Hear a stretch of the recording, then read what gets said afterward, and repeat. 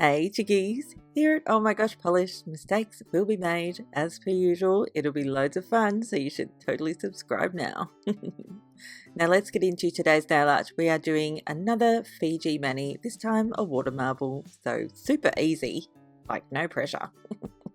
Let's get into it. I really hope you like it. So the polishes I'm using today are from OPI's Fiji collection, and I'm using their Infinite Shine range. Basically that's just their hybrid gel polish, which does not require any lights or anything like that to be cured. So all the details about everything I use will be in the description box down below, as per usual. Started off with one coat of Infinite Shine's primer, which is basically the base coat for their hybrid gel product. I forgot to film it though, so we're skipping ahead straight to the colour, starting off with this iridescent sort of shimmery blue called Do You See What I See? On my middle nail, I'm painting a couple of coats of OPI's Alpine Snow. That's the nail we're going to be doing all of the water marble on, so I needed a lovely white base to make the colours really pop. On my index nail, I'm going to be painting two coats of Two Timing the Zones, which is that lovely dusky kind of pink.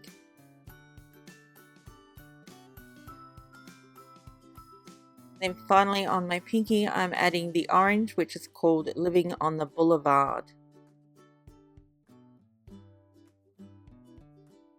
All of these shades definitely required two thin coats, especially the iridescent sort of shimmery blue. Do you see what I see?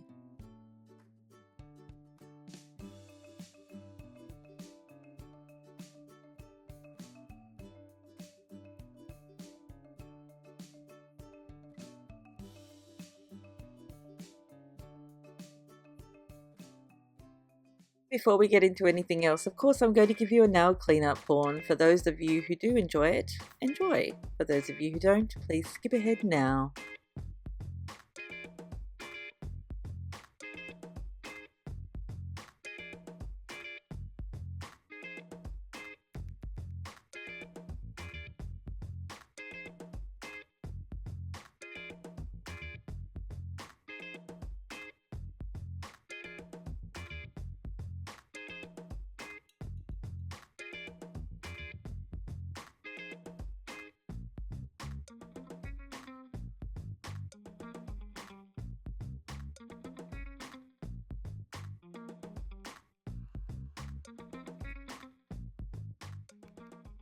Next step is to add something to protect the skin around your nails. I'm using Bliss Kisses Simply Peel Liquid Latex Barrier. Of course, if you are allergic to latex, please do not use this product. Find something else.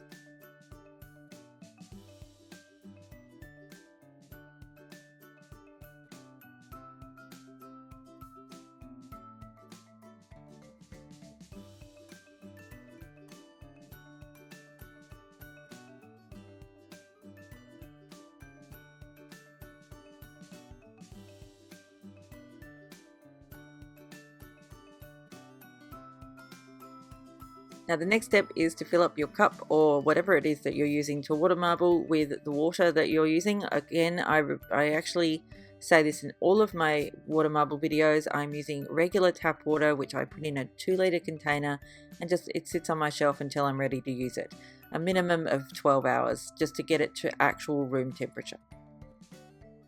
Now we'll also be using my water marbler tool from What's Up Nails. You don't have to use one of these, but I find that very convenient. You can obviously use a toothpick or an orange wood stick or a pin, anything with a really fine point.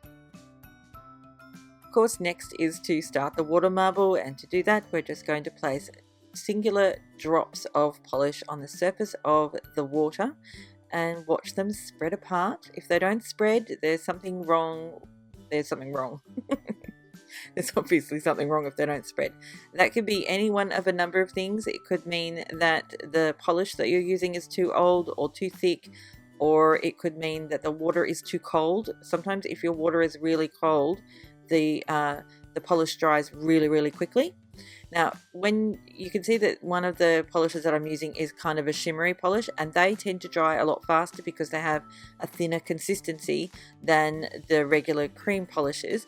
I've found in my experience that the Infinite Shine range from OPI works extremely well with water marbling, so if you want to pick up some of those, but any of the regular OPI polishes are really good for water marbling. I've never really had experienced any real issues with OPI and water marbling, so there's that. But also Sally Hansen's very good for water marbling, and it's a much cheaper alternative, I think, for a lot of people, especially here in Australia, because a bottle of OPI in Australia is $20, but a bottle of Sally Hansen is around $5 or $10. Sometimes, usually it's about $5. Well, I've pretty much talked over the beginning of this water marble, so I do apologize for that. As you can see, I'm creating these teeny little designs, and remembering that I'm only water marbling one finger today. You can obviously dip in more fingers, 2 or 3 at the maximum. I wouldn't recommend dipping in 4 at once. I mean, you can, but it can cause all sorts of problems.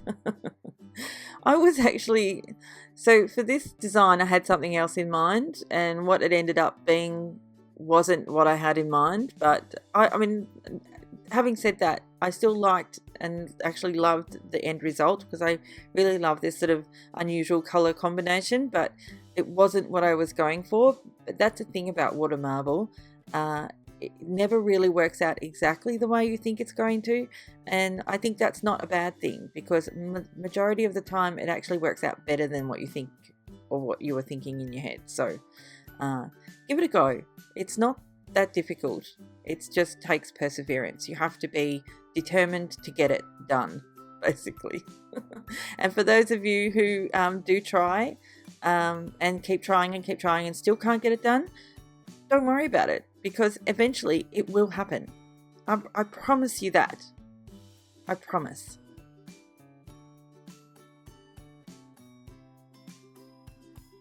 Now, as you can see from this footage, I have what appears to be almost like a sort of line bubble right around near my cuticle line. And it was lucky that I noticed that, I think, because that prompted me to get my non-acetone remover and my cleanup brush, and just to break that before removing the liquid latex, because I was concerned that if I didn't break it first, that it might actually end up ruining my design, and I didn't want that to happen. So it's really important just to pay attention to what's gone on, or you know, what's happening, so that you can obviously stop anything terrible from happening, especially if you've had a successful water marble, and then, you know, how awful would it be if you ruined it after you've done such a fabulous job. So yeah, it's really important just to check it and make sure that you don't have too many bubbles around the sides. I don't know why it happens. It just sometimes happens. It's not a big deal.